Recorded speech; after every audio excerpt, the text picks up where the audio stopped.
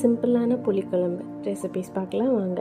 மசாலாவுக்கு தேவையான பொருள் 2 ஸ்பூன் கடலைப்பருப்பு, கொஞ்சோண்டு கடலை, கொஞ்சம் 2 ஸ்பூன் தனியா, 1 ஸ்பூன் சீரகம், 1 ஸ்பூன் வெந்தயம், வெங்காயம், தக்காளி, 3 பல் பூண்டு, ஒரு கருவேப்பிலை எடுத்துகிட்டு ஒரு பேனை நல்லா ஹீட் பண்ணிக்கணும். லோ ஃப்ளேமில் வச்சுட்டு ஹீட் பண்ணிவிட்டு நம்ம எடுத்து வச்ச தனியா எடுத்து நல்லா ட்ரை ரோஸ்ட் பண்ணணும்.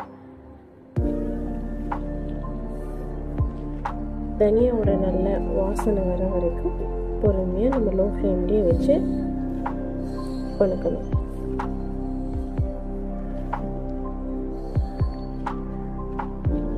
இப்போ அது கூட நம்ம எடுத்து வச்சுருக்க கடலைப்பருப்பையும் போட்டு ட்ரை ரோஸ்ட் பண்ணணும்.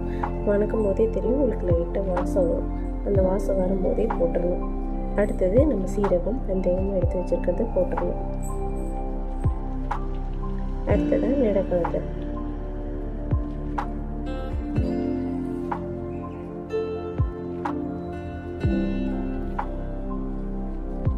நல்லா வணக்கிட்டு 3 காஷ்மீர் மிளகாய், 2 வரமிளகாய், அது கூட கொஞ்சோண்டு கருவேப்பிலை போட்டு மறுபடியும் ட்ரை ரோஸ்ட் பண்ணுங்கள்.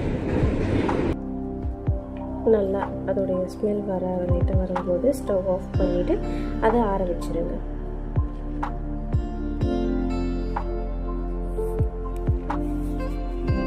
அடுத்ததாக அதே பேனில் கொஞ்சமாக எண்ணெய் சேர்த்து வெங்காய தக்காளியை வணக்க போடலாம். எண்ணெய் ஹீட் ஆகட்டும்.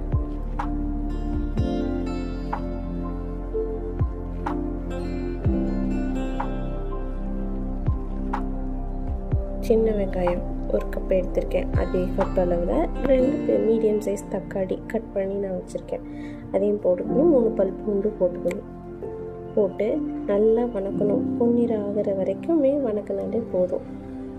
ஏன்னா நம்ம அரைச்சிருவோம் இல்லையா, அரைச்சிட்டு திரும்ப வதக்க தான் போகிறோம். அதனால் நல்லா பொன்னிற ஆகிற வரைக்கும் வெங்காயத்தோட தோலும் தக்காளியோட நல்லா அந்த சுருங்கி உறிஞ்சி வரணும். வெங்காயத்தை நசுக்கி பார்த்தா தோல் தனியாக வரணும். தக்காளியும் தோல் சுருங்கி இருக்கணும், தனியாக வர மாதிரி இருக்கணும். அந்தளவுக்கு நல்லா வதக்கணும். அப்பப்போ லோ ஃப்ளேமில் வச்சு அப்பப்போ வதக்கி விட்டுட்டே இருங்க. அது கூடவே நம்ம சைடில் கொஞ்சமாக தேங்காய் கட் பண்ணி வச்சுக்கலாம். தேங்காய் போட்டு ஸ்டவ் ஆஃப் பண்ணிவிடுங்க. ஆஃப் பண்ணிவிட்டு வணங்கின இது கூட ஒரு தடவை வணக்கி விட்டுட்டு ஆற வச்சுருங்க.